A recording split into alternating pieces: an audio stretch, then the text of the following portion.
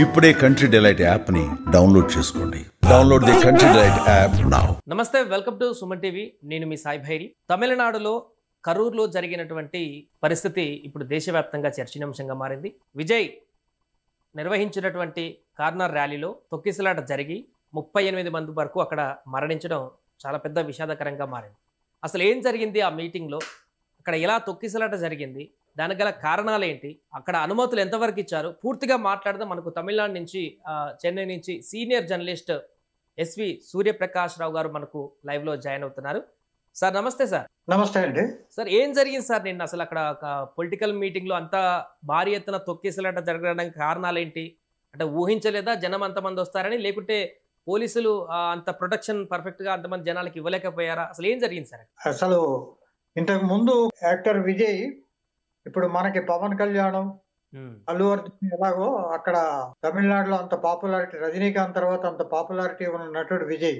యువత ఎక్కువగా అతన్ని ఫాలో అవుతుంటారు. అయితే ఇప్పుడు అతను రాజకీయాల్లోకి రావడం అనేది జనరల్ గా తమిళనాడులోని 2 పార్టీలకి కొద్దిగా సవాలుగానే మారింది. ఈ నేపథ్యంలో ఏంటంటే, ఇంతకు ముందు ఆయన తిరుచూరు తర్వాత తిరువారు ఈ 2 ప్రాంతాల్లో కూడా బహిరంగ సభ నిర్వహించాడు. ఇప్పటికి ఎంతమంది వచ్చారో అక్కడ కూడా అంతమంది వచ్చారు. అవి 2 సజావుగా బాగానే జరిగాయి. ఇక్కడ ఏమైందంటే, వీళ్ళు రౌంటానాలో అడిగారు పర్మిషన్. కరూరులోని రౌంటానాలో ఏంటంటే, జనరల్ గా కరూరు మన విజయ్ సభలకి అన్లైక్ డిఎంకే అండ్ అన్నా డిఎంకే లాగా జనాన్ని తీసుకురాక్కర్లేదు. స్వచ్ఛందంగా వస్తారు, కారులోనే లారీల్లోనే వస్తారు. వచ్చేది అయిపోగానే అక్కడి నుంచి మళ్ళీ వెళ్ళిపోవడానికి అవకాశం ఉన్న ఏరియా రౌంటానా. కానీ ప్రభుత్వం అక్కడ అనుమతి ఇవ్వలేదు. వేలుపురం అనే ఒక ఏరియాలో అక్కడ ఇచ్చారు. అది ఏంటంటే చాలా కొంచెం ఇబ్బందిగా, లేన్స్ ఎక్కువగా ఉండడం. ఆ దీనిలో ఇతను 12 గంటలకు రావాల్సింది ఈయన 7 గంటలకు వచ్చాడు. ఆయన అదే మధ్యలో అభిమానులు, కోలాహలం, తర్వాత ట్రాఫిక్, దీనివల్ల ఆటోమేటిక్ గా డిలే అయింది. ఇందులో ఏంటి అంటే, మధ్యలో ఒక అంబులెన్స్ ఏదో వచ్చింది. దాని మీద కొంచెం హడావుడిగా జరిగి అక్కడ ఆ మేడ మీద ఉన్న వాళ్ళు కొద్దిగా ముందుకు రావడం, ఆ దీనిలో తొక్కిసలాట అనేది జరిగింది. అయితే ప్రభుత్వం అనేది సరైన చర్యలు తీసుకోలేదనేది మీకు స్పష్టంగా తెలుస్తోంది. అటు మిగతా పార్టీలు కూడా ఆరోపిస్తున్నాయి కూడా. రైట్, అలాగే సార్. అంటే అంతకు ముందు కూడా ఒక తొక్కిసలాట జరిగింది విజయ్ సభలో. మొన్ననే కొద్ది రోజుల క్రితమే మదురై దగ్గర అనుకుంటే 6 చనిపోయారు అక్కడ. మరలా రిపీటెడ్ గా ఈ రోజు కూడా అది అలాంటి పరిస్థితే. ఎందుకు విజయ్ సభలకే ఇలాంటి పరిస్థితి ఎందుకు వస్తుంది? విజయ్ సభలకి ఎక్కువగా వస్తారని తెలిసినప్పుడు అదనపు పోలీసు బందోబస్తు ఉండడం, జాగ్రత్త తీసుకోవడం ప్రభుత్వం తాలూకా బాధ్యత. కానీ ప్రభుత్వం వైఫల్యం అని అందరూ చెప్తున్నారు. అంటే విజయ్ అతను చూసుకోలేడు కదా. విజయ్ సభలకి డిఎంకే అన్నా డిఎంకే అంటే జనాన్ని తీసుకొస్తారు.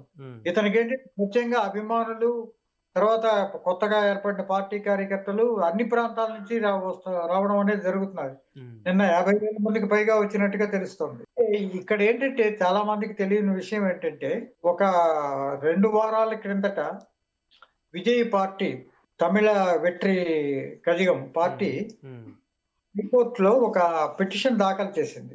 ఏమని చేయాలంటే, మిగతా పార్టీల సభలకి అనుమతులు ఇస్తున్నారు, బేషరతుగా ఇస్తున్నారు, కానీ మా సభలకు మాత్రం ఆంక్షలు పెడుతున్నారు. ఫర్ ఎగ్జాంపుల్, విజయ్ 30 నిమిషాల కంటే ఎక్కువ మాట్లాడకూడదని, ఇట్లాంటి కొన్ని ఆంక్షలన్నీ పెట్టడం వల్ల కొంచెం ఇబ్బందిగా మారింది. దీనికి ఈ పిటిషన్ కి ఇంప్లీడ్ చేస్తూ దేశీయ మక్కల కక్ష ఇంకొక పార్టీ వాళ్ళు ఇంప్లీడ్ చేస్తూ ఒక పిటిషన్ దాఖలు చేశారు. తమిళనాడు ప్రభుత్వం, డిఎంకే పార్టీ ఇంకొక పార్టీని ఎదగనివ్వకుండా, ప్రచారాలకి సరైన అనుమతులు ఇవ్వకుండా షరతులు పెడుతున్నది అని చెప్పి విజయ్ని సమర్థిస్తూ ఇంప్లీడ్ పిటిషన్ కూడా తయారు చేశారు. అది అక్టోబర్ 18కి రాబోతోంది. సో విజయ్ సభకి తగిన ఏర్పాట్లు చేయడంలో ప్రభుత్వం విఫలమైంది. ఇంకొక విచిత్రం ఏంటంటే, నిన్న మృతుల సంఖ్య ఒకవైపు రాత్రి ఆ మృతుల సంఖ్య పెరుగుతూ ఉండడం, అధికారులు వచ్చి వీళ్ళని ఇంకా అసెస్మెంట్ చేస్తున్న తరుణంలోనే 11 గంటల ప్రభుత్వం ఏకసభ్య కమిషన్ ప్రకటించేసింది.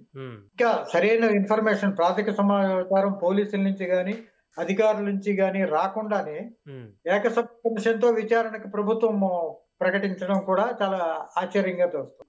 విజయ సభలకి కాదు, ఇప్పుడు జనం ఎక్కువగా ఉన్న చోట తొక్కిసలాట అనేది ఇప్పుడు మన ఆంధ్రప్రదేశ్లోనే జరిగింది, తర్వాత తెలంగాణలో జరిగింది.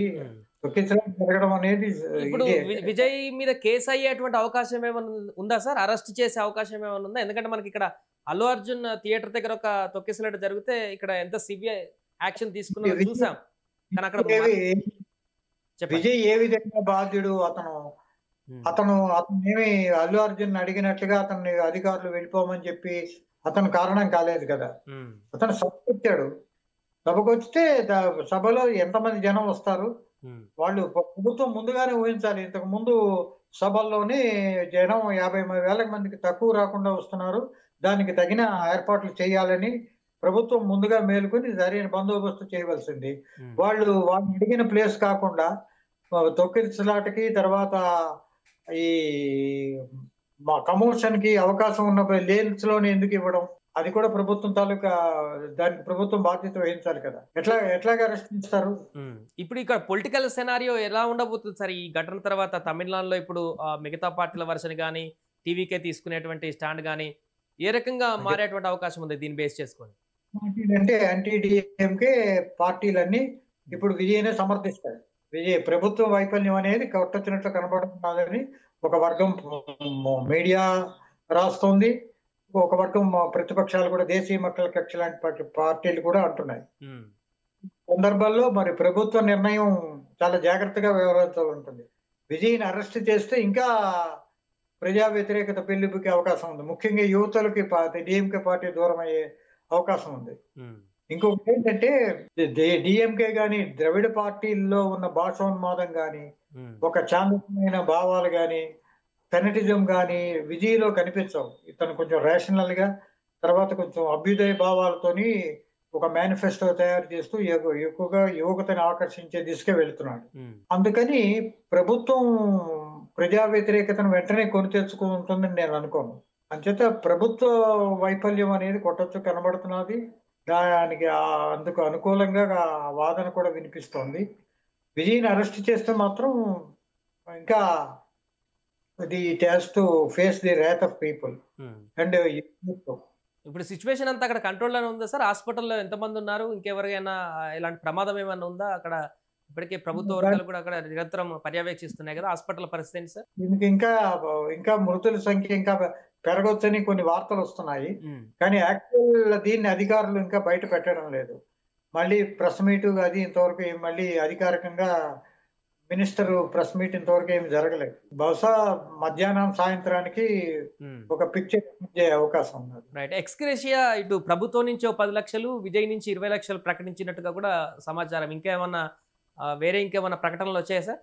ఇంకా ఏమి రాలేదు ప్రస్తుతం. ఇది కూడా పూర్తిగా కన్ఫర్మేషన్ అధికారికంగా ఏమీ రావడం లేదు. విజయ్ పార్టీ వాళ్ళు కూడా అధికారికంగా ఒక ప్రెస్ మీట్ పెట్టి చెప్పవలసిన అవసరం ఉంది.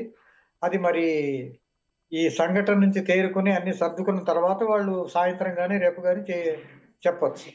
Right sir, thank you so much sir. మొత్తానికి అది ప్రస్తుతం కర్నూలులో జరిగినటువంటి తొక్కిసలాటకు సంబంధించిన ఉద్రిక్తత అయితే తమిళనాడు వ్యాప్తంగా కూడా పొలిటికల్ టర్న్ తీసుకుంది. అటు ప్రభుత్వం పైన, ఇటు మిగతా పార్టీల పైన కూడా విమర్శలు ప్రతి విమర్శలు కొనసాగుతున్నాయి. ప్రభుత్వం సరైనటువంటి జాగ్రత్తలు తీసుకుంటే, సరైన బందోబస్తును అక్కడ ఏర్పాటు చేస్తే, ముందు వారు అడిగినటువంటి ప్లేస్ వేరే దగ్గర పర్మిషన్ కానీ ఇచ్చుంటే ఇలాంటివి జరగకపోయి ఉండేది అంటూ కూడా మరికొందరు వాదిస్తున్నారు. ఏదేమైనా కూడా ప్రస్తుతం అక్కడ తాజా పరిస్థితి ఆ రకంగా ఉంది. సుమన్ టీవీలో మీ పర్సనల్ అండ్ బిజినెస్ ప్రమోషన్స్ కోసం కింది నెంబర్కి కాంటాక్ట్ చేయండి.